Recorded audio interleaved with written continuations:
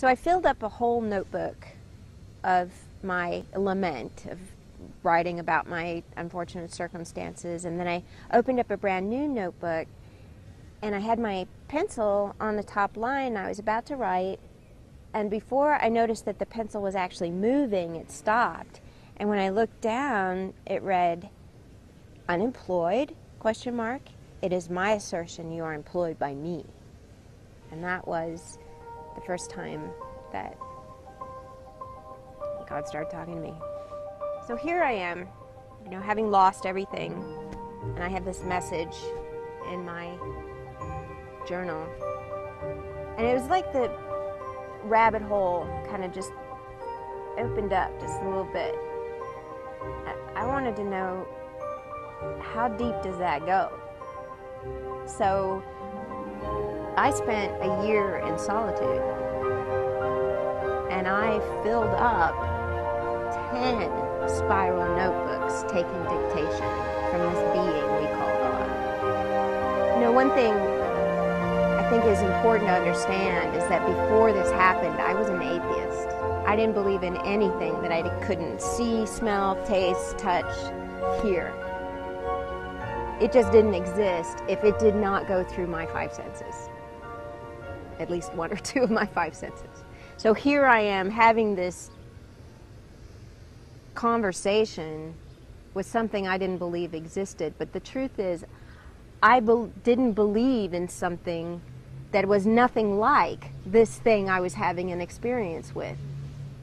This thing was more like what I saw when I went camping in Utah. The timelessness, the eons and eons of time it takes to make all that we know of the earth, of ourselves, of creatures and beings and plants and animals and things. To have made all that, that is this being. Not some uber man in the clouds like a Santa's workshop making things, which is what I didn't believe in. But something that actually has will of being through the cells of all life, that moves in resonance with life, is life. That's what I experienced down in the basement of my rental house in Secaucus, New Jersey, in 10 spiral notebooks. Not only the growth of, this is icky. Okay. Okay, God said, let me say it. Okay, I'll let you say it. Okay. God says, in the end, no one has any control over what happens, because nature takes its course. You move on into the next realm, and then you discover you're not dead. And when you discover you're not dead, you realize there was nothing to be worried about.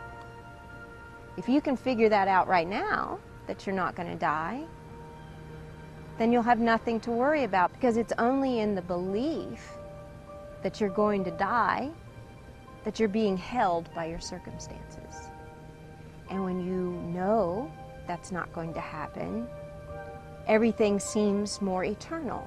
And when things seem eternal, then every step along the way becomes smaller, smaller, smaller, smaller, smaller, until eventually you look back and you are so far from where you began.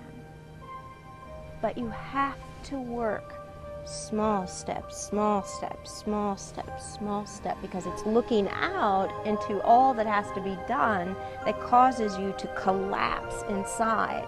I'm not big enough. I'm not smart enough. I'm not good enough. But when you see that you are not only good enough, you are great enough, that surrender that you're doing and giving and being becomes the nature of God, of the doing and giving within you.